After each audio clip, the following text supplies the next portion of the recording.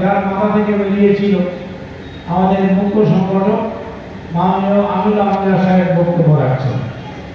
আসসালামু আলাইকুম ওয়া রাহমাতুল্লাহি ওয়া বারাকাতুহু।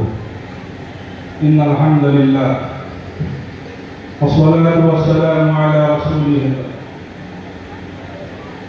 أما بعد فقد قال الله تعالى في كلامه المجيد وفي القرآن الحميد بسم الله الرحمن الرحيم واذكروا نعمة الله إذ كنتم أعداء فألف بين قلوبكم فأصبحتم بنعمته إخوانا صدق الله العظيم।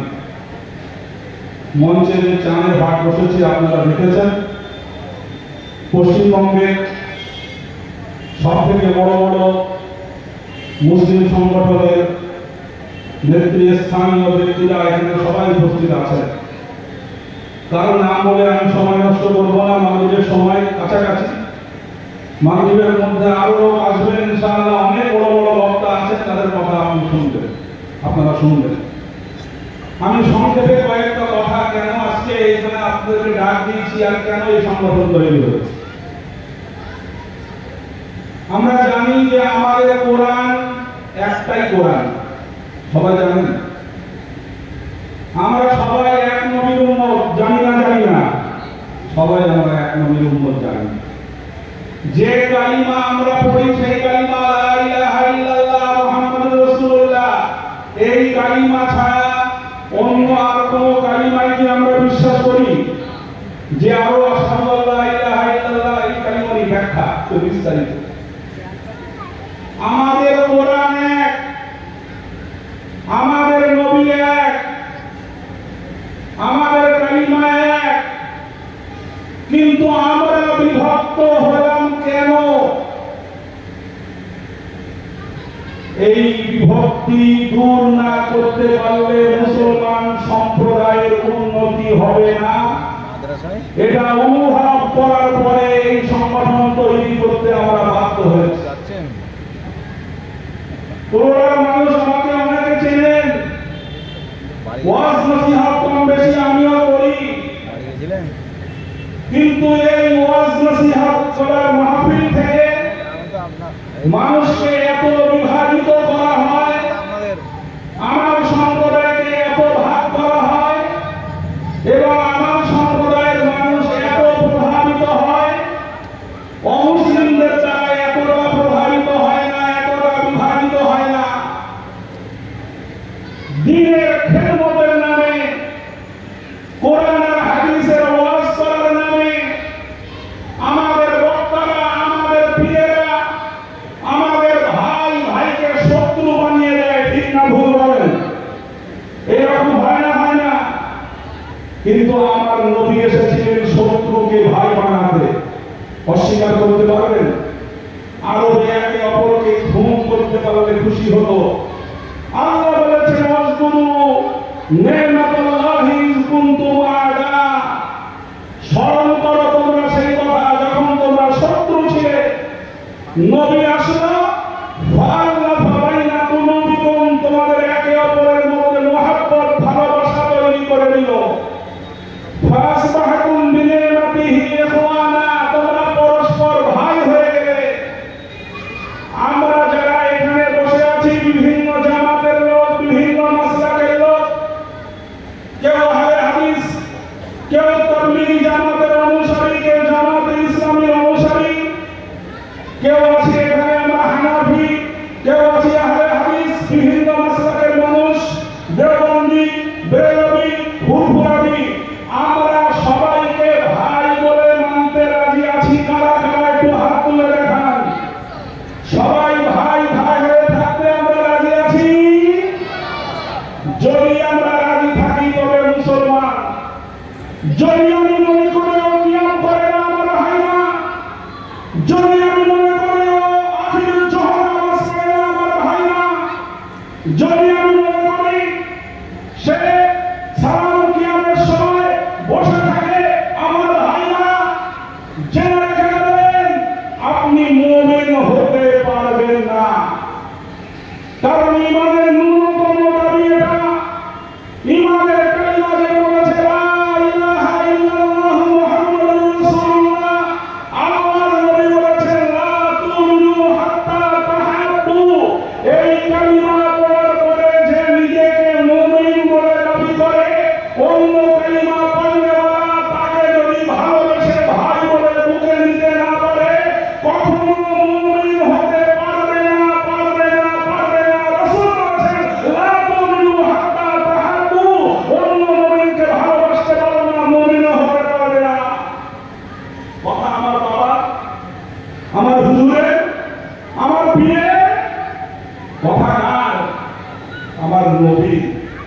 যে নবীর ছবি টাঙালে পুজো মণ্ডপে আমরা মারামারি করি, সেই নবীকে আমরা মুখে ভালোবাসি, অন্তরে ভালোবাসি, আমরা খুব দরদ দেখাই, কিন্তু সেই নবী বলেছেন যদি অন্য মুসলমান তোমার সঙ্গে মতে মল নিয়ে কিংবা নামে কোরআন হাদিসের ব্যাখ্যাকে কেন্দ্র করে তাদের মধ্যে নখরে হবে, এটা রাসূলের সাহাবাদের যুগ থেকে হয়ে আসছে। তারপরে অন্য মুমিনকে ভাই বলে যদি মেনে নিতে না পারো, তাকে ভালোবাসতে না পারো, রাসূল বলেছেন লা তাদখুলুল জান্নাতা, তোমরা জান্নাতের আশা করতে পারো না, জান্নাতে যাওয়ার আশা তোমরা করতে পারবে না। জান্নাতে যাওয়ার আশা আমাদের আছে, আছে না? যদি জান্নাতে যাওয়ার আশা থাকে আহলে হাদিসকেও ভাই বলে মানতে হবে, তবলিগীকেও ভাই বলে মানতে হবে, জামাত ইসলামীকেও ভাই বলে মানতে হবে, কালিমা পড়নেওয়ালা বেরেলবিরা তাদেরকেও ভাই বলে মানতে হবে, নইলে আমার জান্নাতে যাওয়া হবে না, আমার রাসূল বলে দিয়েছে। কিন্তু আমাদের সমাজে আকীদা নিয়ে খুব বেশি চর্চা হয়। ওর আকীদা খারাপ, ওর আকীদা খারাপ, ওর আকীদা খারাপ, ওর আকীদা খারাপ, ও কাফের, ওর আকীদা খারাপ, ও মুনাফিক, ওর আকীদা খারাপ, ওর সঙ্গে আমরা নামাজ পড়তে পারি না। আরে তুমি কি নবীর থেকে বড় না? তুমি কি নবীর থেকে বড় বুঝো না? তুমি কি নবীর থেকে বড় পীর? আমার নবী তো মুনাফিকদের সঙ্গে একই জামাতে নামাজ পড়তেন, ঠিক কিনা যারা বলেন? নবীর সমাজে মুনাফিক ছিল না? নবীর সমাজে যে মুনাফিকরা ছিল ওরা তো খাঁটি মুনাফিক। ওদের সম্পর্কে আল্লাহর কোরআনে আল্লাহ বলেছেন ইন্নাল মুনাফিকিনা ফিদ দারকিল আসফালি মিনান নার, জাহান্নামের সবথেকে তলদেশে ওই মুনাফিকরা থাকবে। ওদের আকীদা ভালো আকীদা না খারাপ আকীদা? কথা বলেন আপনারা। ওদের থেকে খারাপ আকীদা পৃথিবীতে আর কারো হতে পারে? সেই মুনাফিককে আমার নবী চিনতেন না, চিনতেন না বলেন? আল্লাহর নবী প্রতিদিন মুনাফিককে চিনতেন, কিন্তু প্রকাশ্যে বলেন বলেননি ও মুনাফিক, অমুক মুনাফিক, অমুক মুনাফিক, ওদের সঙ্গে আমরা একসঙ্গে থাকবো না, এক জামাতে থাকবো না। আমার নবী কোনোদিন বলেননি, কোনোদিন বলেননি। গোপনে গোপনে একজন সাহাবা, তার নাম হচ্ছে হুযায়ফা ইবনে ইয়ামান, তাকে গোপনে গোপনে 360 জন মুনাফিকের নাম বলে দিয়েছিলেন, প্রকাশ্যে বলেননি। নবী জানতেন যে ওরা প্রকাশ্যে মুসলমান বলে দাবি করে। আর আমি যদি বলি তোমাদের সঙ্গে মিশবো না, পৃথিবীর মধ্যে যারা মুহাম্মদের বলেন মুহাম্মদ তাদের সঙ্গে বিভাজন করে, তারা মুহাম্মদ তো মানুষ নিজের বলেন লোককে বিশ্বাস করে না, এই নবী তো আমাদেরকে বিশ্বাস করবে না। অথচ সেই নবী গোটা পৃথিবীর মানুষের জন্য ছিলেন আল আমিন, পৃথিবীর একমাত্র বিশ্বাসী। বলুন সুবহানাল্লাহ। ভাই আমার, অনেক বুকের ব্যথা, অনেক বুকের দরদ, এই হাদিসটা যেটা আমি আপনাকে শুনিয়েছি, ওই হাদিস আমাকে টেনে এনেছেন সংগঠন তৈরি করতে। আমরা মুসলমান, আমার নবী আমাদেরকে ভাই ভাই বানিয়ে দিয়েছে। এই মুসলমানদের ইসলাম ভারতবর্ষে এসেছিল, আমার নবী আসার দরকার হয়নি, আল্লাহর নবী সাহাবারা এসেছিল, তারা ইসলাম প্রচার করেছিল। ইসলামের ভালোবাসার আদর্শ, ইসলামের ভ্রাতৃত্বের আদর্শ দেখে ভারতবর্ষের একজন না, দুজন না, 100 না, 200 না, 1000 না, 2000 না, 1 লাখ 2 লক্ষ না, স্বামী বিবেকানন্দ তার বাংলা রচনা ইংরেজি ভাষান সিলেকশন ফ্রম স্বামী বিবেকানন্দ বইটার মধ্যে লিখেছেন 1/5 of our people have become Mohammedans। ইসলামের ভ্রাতৃত্বের আদর্শ দেখে, ইসলামের ভালোবাসার আদর্শ দেখে ভারতবর্ষের 5 ভাগের 1 ভাগ মানুষ তারা ইসলামের কালিমা বলে মুসলমান হয়ে গিয়েছিল। বলুন সুবহানাল্লাহ। ইসলামের ভালোবাসার আদর্শ দেখেছিল। শূদ্রের কোনো অধিকার ছিল না, পায়ের নিচে তাদেরকে রাখা হয়েছিল, বলা হয়েছিল প্রধান শূদ্র ব্রাহ্মণ হস্য মুখ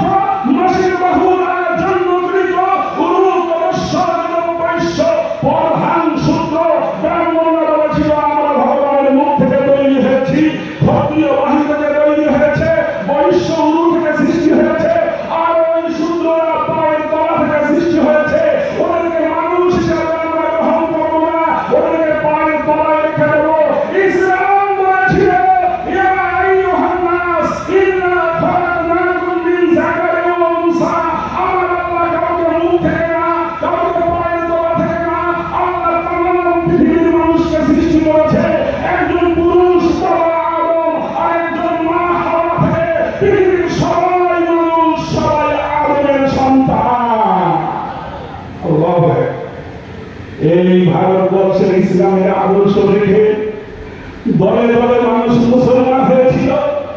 আমি বক্তার নামে, মাওলানার নামে, ওয়াসার নামে, বক্তার নামে আমার নবী যাদেরকে ভাই বানিয়ে দিয়ে গিয়েছে, আমি তাদেরকে যদি কাফের বানাই আমার কি ঈমান থাকবে? আর ওই ধরনের বক্তারা যারা বক্তব্য রাখে, আপনারাও যদি মনে করেন আমার হুজুর ঠিক বলছে, আপনি কোরআনের কথা মানবেন না হুজুরের কথা মানবেন? হাত তুলে বলেন না মানবেন? কোরআন বলেছে সবাই ভাই, মত পার্থক্য থাকবে। সাহাবাদের যুগ থেকে মত পার্থক্য হয়ে আসছে, এটা মিটিয়ে দেওয়ার ক্ষমতা আমাদের নেই। কিন্তু কালিমা বলে যেমন লা ইলাহা ইল্লাল্লাহ মুহাম্মাদুর রাসূলুল্লাহ, ওকে আপনি বেঈমান বলে ফতোয়া দিতে পারবেন না, ঠিক কিনা? যুদ্ধের ময়দানে একজন কাফের বড় অনেক সাহাবীকে হত্যা করেছে, শহীদ করেছে। উসামা বিন যায়েদ রাদিয়াল্লাহু তাআলা আনহু যুদ্ধের ময়দানে তাকে পাকে মেরেছে, বড় মারতে গিয়েছে, কাফের বলছে লা ইলাহা ইল্লাল্লাহ, তবুও তাকে মেরে দিয়েছে। খবরটা রাসূলের কাছে গেল, রাসূলের কানে পৌঁছানোর পরে রাসূল বলেছিলেন, এই উসামা বিন যায়েদ, একজন মানুষ কালিমা পড়ার পরেও তাকে তুমি কেন মারলে, হত্যা করলে? উসামা বিন যায়েদ বলেছিল, ইয়া রাসূলুল্লাহ, ও তো নিজের জীবন বাঁচানোর জন্য ভয়ে যে কলমা পড়েছে। আল্লাহর নবী বলেছিলেন, তুমি কি তার কলমটাকে, মুখটাকে চিরে রেখেছিলে? ও আসলে ভয়ে কলমা পড়েছিল না আপনার নবী ঈমান এনেছিল? তুমি তো আমার দেখার দরকার নেই, তাকে আমরা ভাই বলে মানতে রাজি আছি না? হাত তুলে দেখান। আগামী সময় হবে আপনাকে ছেড়ে দেবো। শেষ কথা বলবো, ভারতবর্ষে আমরা আমাদের অস্তিত্ব টিকিয়ে রাখতে চাই না, চাই না।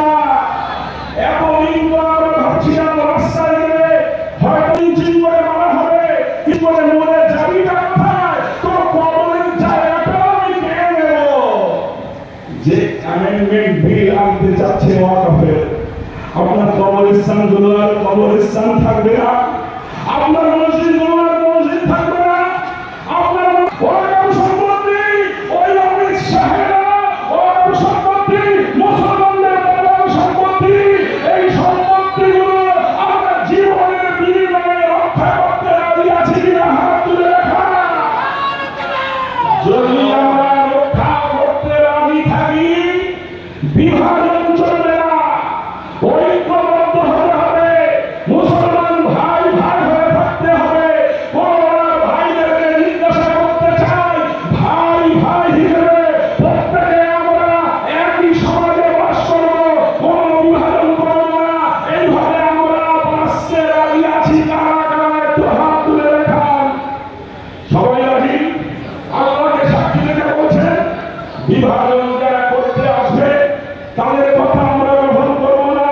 নামাজ পড়া যেমন ফরজ, রোজা রাখা যেমন ফরজ, হজ করা যেমন ফরজ, যাকাত দেওয়া যেমন ফরজ, আমার আল্লাহ বলেছেন ওয়াতাসিমু বিল্লাহ, তোমাদেরকে একতাবদ্ধ হয়ে থাকা তাও ফরজ। নামাজ পড়বে ফরজ মনে করে, রোজা রাখবে ফরজ মনে করবে, হজ করবে ফরজ মনে করে, অথচ একতাবদ্ধ হয়ে থাকা ফরজ। এটা যদি তুমি না মানো, তোমার ওয়াকফ সম্পত্তিও থাকবে না, তোমার কবরস্থানও থাকবে না, তোমার মসজিদও থাকবে না। বারবার ওই রামগিরি আর নরসিংহগঞ্জ আমার নবীকে অপমান করবে, আর আমরা যদি একে অপরের বিরুদ্ধে ফতোয়া দেই, ওরা কোনোদিন শাস্তিও পাবে না। যদি আমরা চাই আমার নবীকে যারা অপমান করেছে তাদেরকে শাস্তি দিতে হবে, তাহলে আমাদেরকে একতাবদ্ধ হতে হবে কিনা বলুন। ইনশাআল্লাহ কোরআন মানুষ আজকে ইতিহাস সৃষ্টি করেছেন। এই ইতিহাসের ময়দান থেকে আমি ঘোষণা করবো, কোরআন মানুষ ওয়াজ নসিহত শুনতে ভালোবাসেন, ওয়াজ নসিহত শোনেন, যার ইচ্ছা তার ওয়াজ নসিহত শোনেন, কিন্তু বক্তারা যখন এসে একে অপরের বিরুদ্ধে কাদা ছোড়াছুড়ি করবে, মারামারি করবেন না, তার সঙ্গে ঝগড়া যাবেন না, হাত জোর করে বলবেন এই ওয়াজ আমরা শুনতে চাই না, আমরা বিভাজনের আওয়াজ শুনতে চাই না, আমরা ঐক্যের আওয়াজ শুনতে চাই। সব মুসলমান একসঙ্গে বাঁচবো। ভারতবর্ষে আমাদেরকে সংবিধান অধিকার দিয়েছে, সেই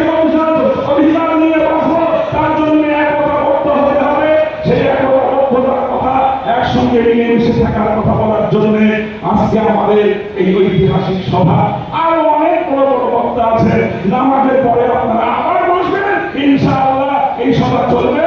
সবাইকে আল্লাহ তাআলা সঠিক বুঝ দান করুন। আল্লাহুম্মা আমিন ওয়া মা আলাইনা ইল্লাল বালাগ। আসসালামু আলাইকুম ওয়া রাহমাতুল্লাহ। নামাজ পড়ে সবাই চলে আসবেন। 20 মিনিটের বিরতি থাকবে, 20 মিনিট পরে ইনশাআল্লাহ এখানেই নামাজ হবে।